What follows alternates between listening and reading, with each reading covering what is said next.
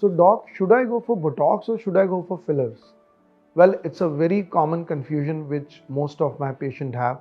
And here I am Dr. Kashish Kalra, Head of Department of Dermatology at Max Smart Hospital, Saket, going to debunk some myths regarding it and tell you the right difference between Botox and fillers. So before understanding the difference, let us understand how we age.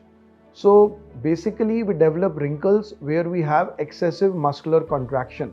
For example, your forehead lines, lines between your brows which we call as frown lines, lines near your eyes which we call as crow's feet. So these are the lines due to repeated muscular contraction.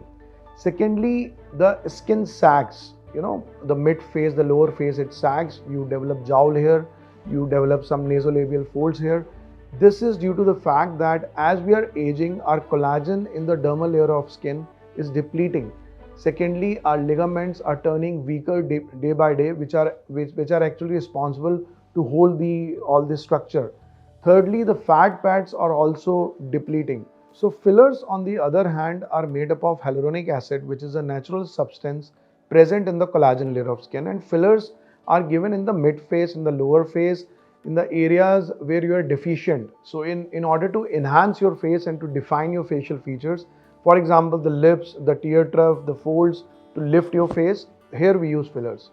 So if you still have more doubts regarding both the things, feel free to ask me in the comment section.